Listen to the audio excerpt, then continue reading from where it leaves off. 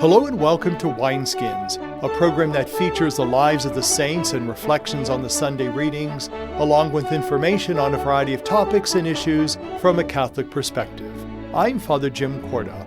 Our program is brought to you through the annual Bishop's Appeal, the Catholic Communication Campaign, and St. Paul's Catholic Books and Gifts, a division of the Society of St. Paul. Our interview segment today will feature Dana Balish from WFMJ TV 21 in part 2 from our television series Spotlight. We will also get a glimpse into the life and times of St. John Chrysostom, along with reflections on the readings for this 23rd Sunday in Ordinary Time. That and more on Wineskins. To tell us more about family life in the Diocese of Youngstown is Dave Schmidt. Hello, my name is Dave Schmidt, and I'm the Director of the Office of Pro-Life Marriage and Family Life at the Catholic Diocese of Youngstown. One of the activities for which my office is responsible is the 8th Annual Faith and Family Festival, to be held on Sunday, September 24th from noon until 6 p.m. at Hoover Park, which is across from Walsh University in North Canton, Ohio. Now, if you're familiar with the Faith and Family Festival at all, you probably associate the event as happening in the middle of July. Why the change to September?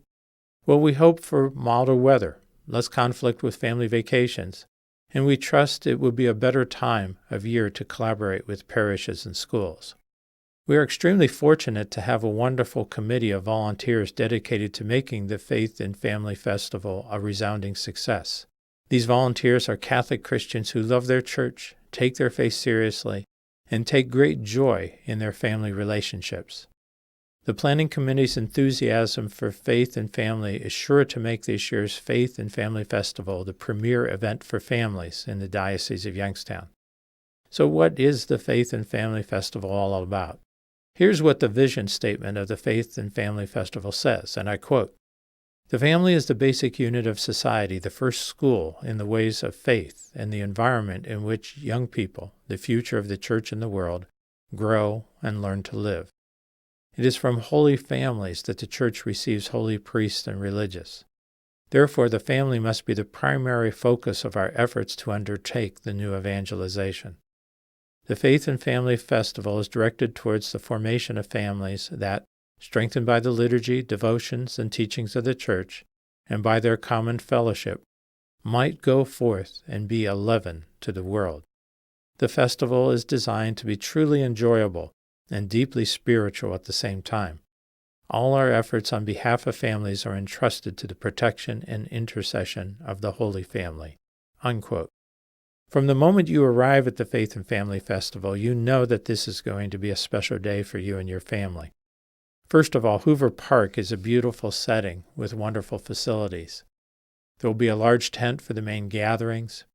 Throughout the day, you and your family can enjoy listening to different praise and worship bands.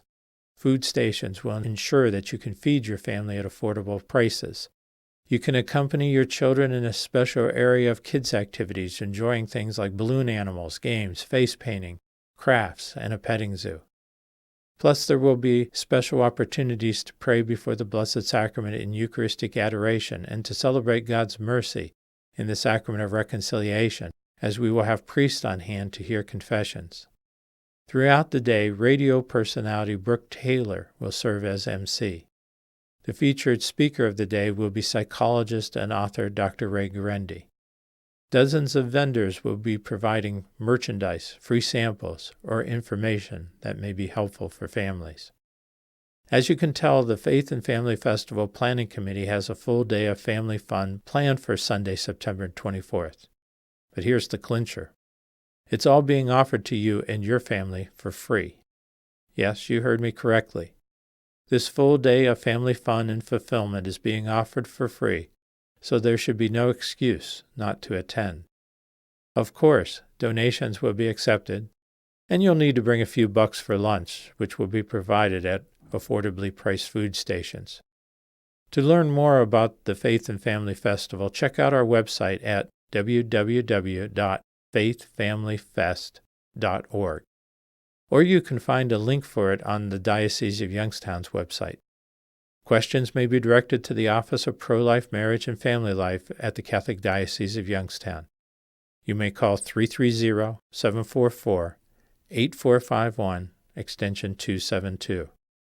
Be sure to mark your calendar for the Faith and Family Festival on Sunday, September 24th, from noon till 6 p.m. at Hoover Park across from Walsh University in North Canton. We hope to see you there. For Wineskins, this is Dave Schmidt. St. John Chrysostom was a bishop and doctor of the Church. To tell us more is Brother Dominic Calabro. He is from the Society of St. Paul in Canfield and the production assistant at CTNY. This doctor of the Church died in Turkey on September 14, 407, and his body was transferred to Constantinople in 438. His feast is celebrated on the vigil of the day of his death because September 14th is the Feast of the Holy Cross. Born in Antioch around the year 349, John was educated by his mother, who was widowed at the age of 20. At the age of 18, he was baptized a Christian, and at the age of 32, he was ordained a priest. He spent 12 years as a preacher at Antioch, where his sermons won the admiration of the faithful. Chrysostom means golden mouth. It was largely because of his fame as a preacher that John Chrysostom was elevated to Patriarch of Constantinople. However, angered by one of his sermons against pomp and luxury, the Empress Eudoxia had John sent into exile in 403. He was soon brought back to the empire, but 2 months later, the Empress had him banished to the frontiers of Armenia and then to the Black Sea. He died en route at the little town of Komaina, saying, "Glory be to God the Father and everything. Amen." It was the Feast of the Holy Cross, September 14th, 407. The prayers of the Mass touch on the highlights of the life of St. John Chrysostom. First of all, in the opening prayer we pray, "Father, you made John Chrysostom renowned for his eloquence and heroics in his sufferings." In 1909, Pius X proclaimed him the heavenly patron of preachers. He has left the Church a legacy of scriptural exegesis that covers both the Old and New Testaments, with special emphasis on the letter of St. Paul. Secondly, the innovation, the prayer, is that we may gain courage from his patient endurance. His deportation by the Empress was accepted by him as if nothing had happened, as we read in the homily that he preached prior to his exile in 401. "I have only contempt for the world's threats. I find its blessings laughable. If Christ is with me, whom shall I fear? Though the waves and the sea and the anger of princes are roused against me, they are less to me than a spider's web." In the prayer over the gifts we say, "May the sacrament we receive make us strong in your love and faithful in your witness to your truth." St. John Chrysostom's teaching on the Eucharist is found not only in his commentary on the Scriptures and his numerous letters, but also in his treatise on the priesthood. What is the relevance of this great bishop and preacher who was able to transform his love of the monastic life into a zeal for the salvation of his people? His sermons are still powerful and instructive. Our present day need the Christian re-evangelization in so many countries should prompt the clergy to imitate the fervor and courage of this great bishop and preacher who never faltered in proclaiming the gospel. For Wineskins, I'm Brother Dominic Calabro. Welcome back to Spotlight. I'm talking with Dana Balish from WFMJ Channel 21. Dana, before the break, we were talking about news. I think news is so vital and so important, and the need for it to be so transparent as well. But it's fallen on hard times for a lot of reasons. What can we do as people who provide news for the folks to do a better job? Well, I think first of all is we want to hear about the good stories. You know, we want to hear about people who are doing good things, and sometimes we don't get those messages. We rely on a lot of viewers with email, with texting. You know, we want people to call us and say, hey, this person's doing this for their neighborhood, or this person's doing this. If you get us the story, then our supervisors make that determination. The crime that we see, you know, those are public records. Celebrities, you know, who do something wrong. That's what news is. Is that the right definition of news? Probably not, but that's what this business is.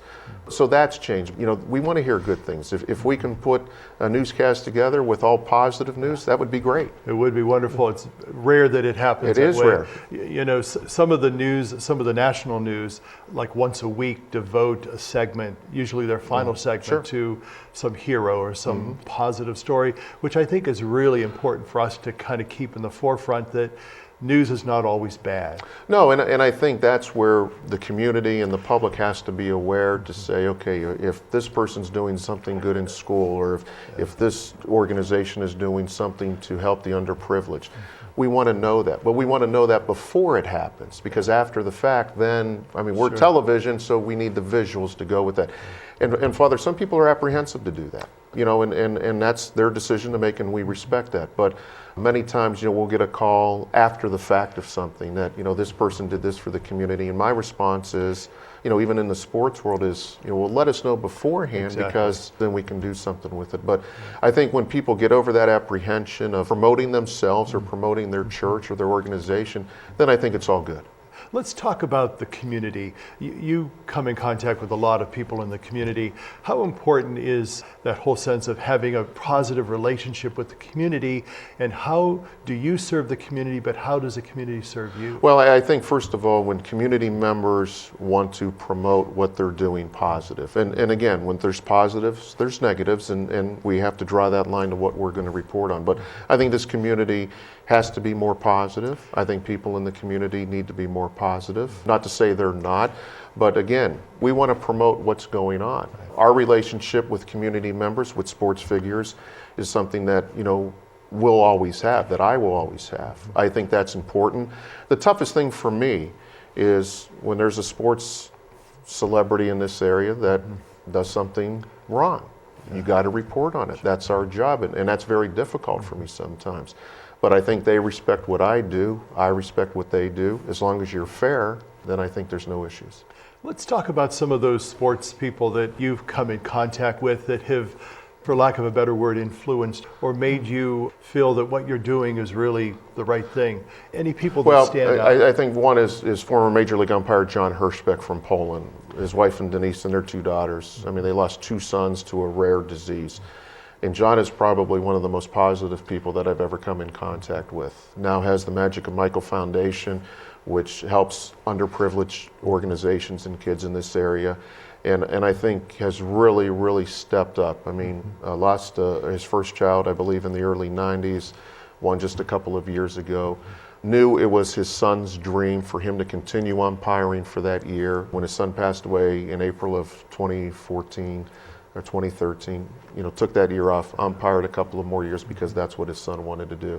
And John was one of those guys who doesn't like the spotlight, but does a lot of stuff behind the scenes that really people don't know about. And I think what he's done and the direction that he's taken that Magic of Michael Foundation and what that family has gone through is unbelievable.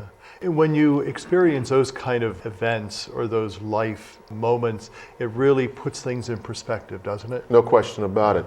I mean, you know, he is one of those guys where, you know, his faith is very important to him and that family. And those are difficult times for a family to lose one child and then to lose a second child. I mean, I wouldn't wish that on anybody. And certainly, you know, his faith, I think, has gotten him through all this, him and his family. Let's talk about family, too. You know, we talked about community. Family, your family, obviously, is extremely important. How does family come into play with your work and your vocation? Well, I think first of all, family is important. I mean, in our sense, I mean, we're all older a little bit now, so sometimes it's difficult to get everybody together on certain days. I mean, I think Christmas and Easter are the most times we're together. My immediate family, you know, I have a brother who is a priest and champion, so he's close. My mother's still living. Another brother in Hudson, one in West Virginia, and my sister's in Hubbard. So, you know, we try to get together, and I think that's important. Sometimes you can't make it, but when you're married, you know, you have to go. Right. You know, there's, you know, sometimes we're all together, sometimes we're not, but I think we all understand that, you know, the time we are together is special. Let's also talk about that whole element of faith. And I think in our final segment, we're going to talk a little bit more about that. Faith and sports, those two go in hand at all? No question about it. There are prayer groups with Youngstown State football. Coach Pelini makes sure that's important. Coach Tressel at the time always made sure that the players had a chance to attend Mass or have a priest come in or a pastor or a religious person come in to speak to them. I think that's vitally important. I see that more and more now. I know when teams come to play in the Hall of Fame game in Canton, the churches up there, I believe, open up their doors for the teams to come in. I see a lot of priests now traveling with teams, whether it's parochial or non-parochial or public schools, and I think that's important. So I think when young athletes, girls or boys, have an opportunity to speak to someone, when it comes to religion, I think that's important. And I'm seeing it more now in athletics probably than I've ever seen before. After a big game, an interview person says, hey, I want to thank God for giving me this opportunity. So I think that's important. And I think when young people see their heroes do that, then they're going to follow suit as well. For more information on that topic and other related issues, and to listen to Wineskins, visit the website of the Catholic Diocese of Youngstown at www.doi.org. Stay with us. We'll be right back. Christopher Minutes. Thoughts on making every day count. Here's Monsignor Jim Lisanti. On February 3, 1966, U.S. Navy Captain Gerald Coffey was flying a reconnaissance mission off the coast of North Vietnam. When he lost control of his aircraft, he was captured on the ground by North Vietnamese forces. He would spend the next 7+ years in prison. Recalling the experience, the former POW says, "The key to my survival was faith. Faith in God above all, but also faith in others and in myself. I learned to appreciate myself and my own humanity." In order to stay focused on his faith, Captain Gerald Coffey created a visual reminder for himself. He says, "The first 2 words I scratched on my cell wall made all the difference. They were 2 words with an equal sign between them. God equals strength." My friends, no matter what your circumstances, you can find strength in God. What have you done for your marriage today? I gave my wife a hug this morning. I told her I love her. I did her hair this morning. I think it looks pretty good. I cooked my husband's favorite breakfast. I bought her an orchid. What have I done for my marriage today? I sent my husband a love email. I read the newspaper to my wife, and it cracked her up. She's still laughing. What have you done for your marriage today? Make a change for the better. Need help? Go to foryourmarriage.org, a message from the Catholic Church. By the time we can walk, each of us yearns for the joy that comes from being able to do for ourselves. Church World Service believes that being self-reliant is a joy everyone should share. So around the block or around the world, share the joy. Church World Service. Our song today is from the CD entitled Just Jesus. It is by the Kellenberg Memorial High School Choir.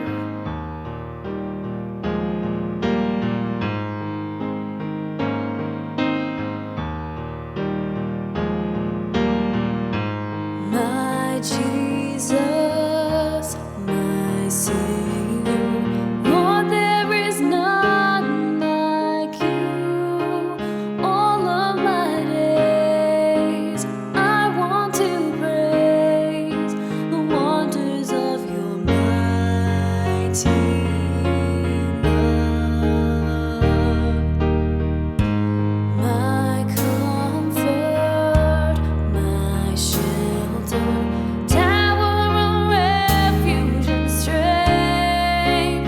Let every breath, all that I am, never cease to worship you. Shine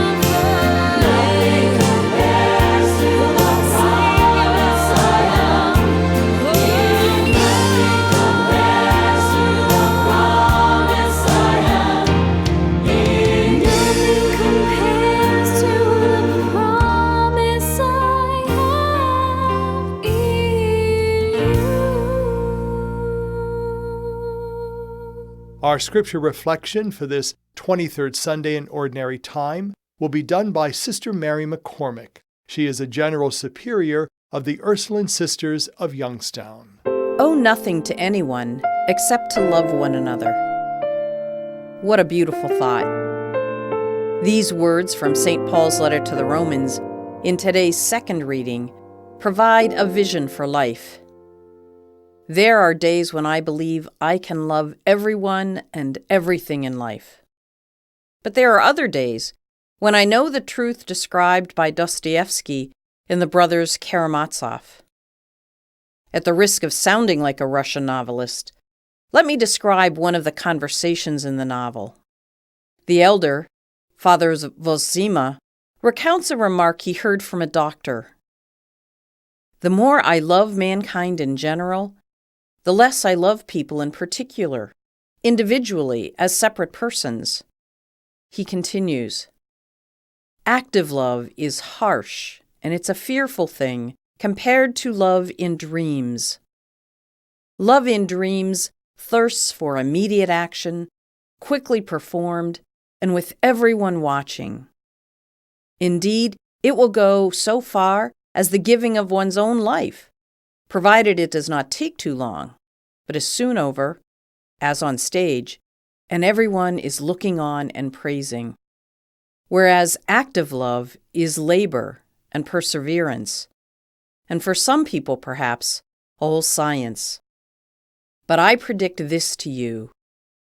You will suddenly reach your goal and will clearly behold over you the wonder-working power of the Lord, who all the while has been loving you, and all the while has been mysteriously guiding you. What Dostoevsky describes as the love in dreams is a romantic notion of love. Everything is peaceful and calm. Every story ends happily ever after. And every good intention is recognized and received with the same generosity with which it is offered. I wish love were always that easy. The truth is, as Father Zosima says, that active love is harsh and fearful. It is labor and perseverance. I think many of us know active love. Active love is parents caring for their children, even when they're crying in the middle of the night. It is adult children caring for their aging parents. It is healthcare workers in centers for adults with dementia and disabilities who treat each person with respect, dignity, and loving care. It is friends who provide moral support for their friends who are dealing with substance abuse and mental illness. Active love is practicing justice for those who live on the margins of our society, immigrants, the poor, and those who are in prison. And, as Dostoevsky notes, the ground for this power to love is God. God has been loving us and guiding us mysteriously. As I describe this, it sounds like a solitary activity, this love we share with one another. Today's gospel reminds us that Christian love is not something we do on our own. The love of Christ is communal. The last line of today's gospel reminds us that wherever 2 or 3 are gathered in my name, I am there in their midst. The active love that Dostoevsky describes is best done by Christians within a community. This involves explicitly and intentionally bringing the presence of Christ into our daily activities and interactions with others. One practice that may help us to keep the presence of Christ with us through the day is that of a morning offering. When we pray at the beginning of the day, prior to beginning our daily activities, we take a moment to offer to God all of our joys, our works, our difficulties, and the encounters of the day. This practice can help us to bring the presence of Christ into all of those activities. In this way, we can try to practice the virtue St. Paul recommends. Owe nothing to anyone except to love one another. Begin this day with the intention to love others. Like Saint Therese of Lisieux, let us make our vocation to love. For Wineskins, I'm Sister Mary McCormick. How do we get along with people? We work at it. We communicate with them openly and honestly. And when that doesn't work, we leave the door open. We treat them with indestructible goodwill, just as Jesus treated the Gentiles and the tax collectors. Wineskins is made possible by the annual Bishop's Appeal, the Catholic Communication Campaign, and St. Paul's Catholic Books and Gifts. Wineskins is produced by CTNY, the Catholic Telecommunications Network of Youngstown. I'm Father Jim Corda, thanking you for being with us. Have a blessed Sunday, and may God be with you.